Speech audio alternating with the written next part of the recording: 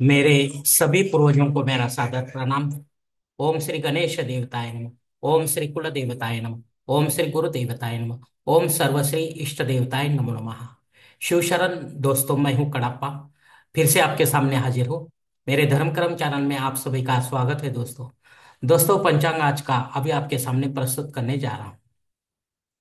दोस्तों, आज तारीख 19 दिसंबर 2024, शालिवान शक 1946, संवत्सर क्रोधी, अयन दक्षिण, ऋतु हेमंत, मास मार्गशीर्ष, पक्ष कृष्ण, तिथि दोस्तों आज की चतुर्थी तिथि है। सुबह 10:03 के बाद पंचमी तिथि शुरू होगी। वार गुरुवार है। नक्षत्र दोस्तों आश्लेषा नक्षत्र है। रात 2 बजे के बाद मघा नक्षत्र शुरू होगा। योग दोस्तों वैधृति योग है। शाम 6:34 के बाद विष्कंभ योग शुरू होगा। करण दोस्तों बालव करण है। सुबह 10:03 के बाद कौलव करण शुरू होगा। रात 10:20 के बाद तैतिल करण शुरू होगा दोस्तों। दोस्तों, प्रमुख ग्रहों की राशि स्थिति सुबह 5:30 बजे कुछ इस तरह होगी। सूरज जो है वो धनु राशि में होगा, चांद कर्क राशि में, गुरु वृषभ राशि में और शनिदेव अपने कुंभ राशि में होंगे। मुंबई विभाग में सूरज का आगमन और निगमन कुछ इस तरह होगा। आगमन जो है सुबह 7:07 पर होगा और निगमन जो है शाम 6:04 पर होगा। दोस्तों, इसी पंचांग के आधार पर अब हम आज की पूजा के लिए संकल्प छोड़ने जा रहे हैं। तब आप आपके दाहिने हाथ की हथेली पर थोड़ा सा जल, थोड़े अक्षत, एक फूल या फूल की पंखुड़ी ली दोस्तों, और ये संकल्प जो है वो बोलना शुरू कर दे दोस्तों।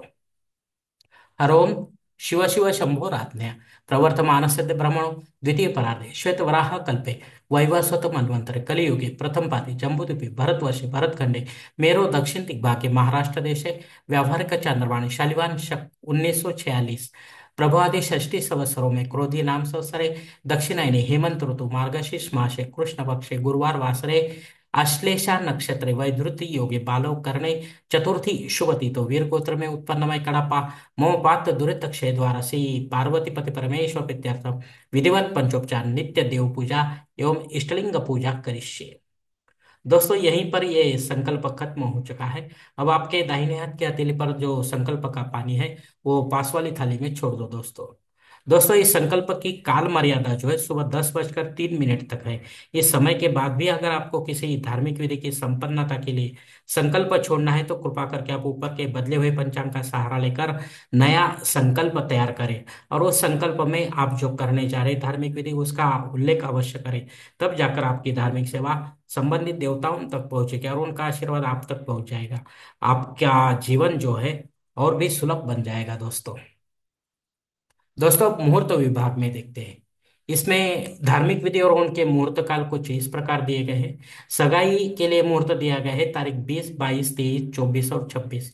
गोद भराई के लिए इस मास में आप कोई मुहूर्त नहीं है दोस्तों। नामकरण करने के लिए मुहूर्त है तारीख 22।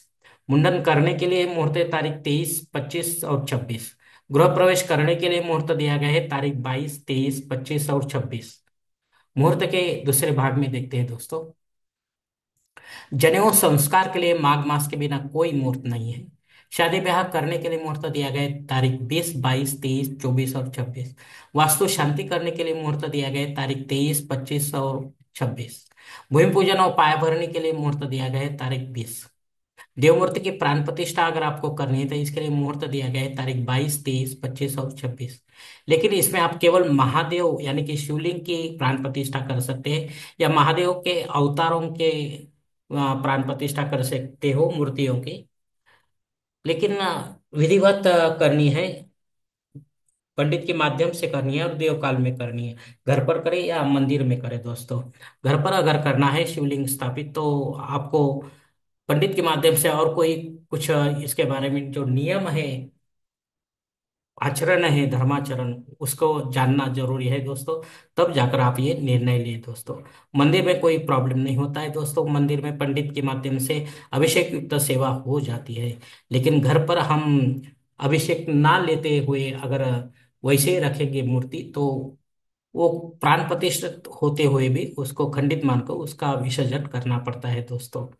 और महादेव के लिए रुद्राभिषेक बहुत जरूरी होता है दोस्तों। दोस्तों, ऊपर दी गई कुछ मुहूर्तों की तारखों में समय की पाबंदी हो सकती है। इसे जानने के लिए कृपा करके आप मुझे कमेंट्स बॉक्स में पूछे, या फिर कोई अच्छे से पुरोहित से संपर्क करें या पंचांग धारक से संपर्क करें। तब जाकर आप अपने जन्म कुंडल के हिसाब से आपके लिए कोई अच्छा सा मुहूर्त चुने, ताकि आपकी विधि में कोई बाधा ना आए और विधि का पूरा पूरा फल आपको प्राप्त हो दोस्तों। दोस्तों, और अगर ऐसा मुहूर्त आपको नहीं मिल रहा है, तो कृपा करके आप नया कोई मुहूर्त निर्माण करने की कोशिश ना करो खुद होके या पंडित के माध्यम से दोस्तों, क्योंकि वो मुहूर्त मुहूर्त नहीं होगा। उसमें कुछ ना कुछ कमी होगी, तो आपके फल में भी, मिलने वाले फल में भी कमी हो सकती है, और कुछ बाधाएं भी विधि में आ सकती है दोस्तों। इसके लिए आपको सोच समझकर निर्णय लेना है दोस्तों। दोस्तों, अब पंचांग में दी गई और कुछ महत्वपूर्ण जो जानकारी है, वो अब हम देखेंगे। पंचांग शुद्धि दोस्तों नहीं है। दिन विशेष दोस्तों पंचमी श्राद्ध कर्म है। इस तिथि पर आपके पूर्वज आपको छोड़कर परलोक सिधार गए हैं, तो उनके नाम से आपको पिंडदान युक्त ऐसा श्राद्ध कर्म करना जरूरी है। और विधिवत करें, पंडित के माध्यम से करें, और पितर काल में करें, घर पर करें या तीर्थ क्षेत्र में करें। तब जाकर आपकी ये पितर सेवा आपके पितरों तक पहुंचे और उनका आशीर्वाद आप तक पहुंच जाएगा। आपका जीवन और भी सुलभ बन जाएगा दोस्तों। सुबह 10:03 तक घबाड़ योग है दोस्तों। इस घबाड़ योग का अगर आपको फायदा लेना है, तो कोई भी काम आपका महत्वपूर्ण जो होगा वो इस समय के पहले आप पूरा करें। हो सकता है आपको डबल टिबल फायदा हो दोस्तों। अग्नि धरती पर हाजिर नहीं है दोस्तों। इसके लिए नया कोई यज्ञ या कर्मकांड आप नहीं कर सकते। जो रेगुलर है वही कर सकते हो। राहु काल दोपहर 1:30 से लेकर 3 बजे तक है दोस्तों। इस 1.5 घंटे की काल में राहु अत्यंत प्रभावी होने के कारण आपके कामों को बिगाड़ सकता है। इसलिए महत्वपूर्ण काम जो है वो आप और कोई समय पूरा करने की कोशिश करो। प्रमुख गोचर वक्री ग्रह में दोस्तों गुरु 12 अक्टूबर से लेकर 7 जनवरी 2025 तक वक्री है। ये वक्रीपन का फल गुरु आपको जैसे आपकी कुंडली को है, जन्म कुंडली को है, वैसे ही प्रदान करेगा। लेकिन जिस घर में बैठा है उस घर के बारे में फल देगा, शुभाशुभ या मिश्र स्वरूप का दोस्तों। धन्यवाद दोस्तों। आज का ये पंचांग का वीडियो मैं यहीं पर खत्म करता हूं।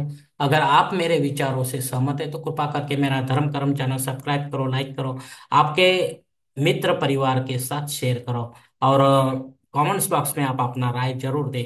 और मेरा अगला वीडियो आप तक पहुंचने के लिए बेल बटन का अवश्य दबाएं। धन्यवाद दोस्तों। हमारी अगली मुलाकात होने तक आप खुश रहे, आनंदी रहे और प्रसन्न रहे। हरिओम शिव शंभो महादेव।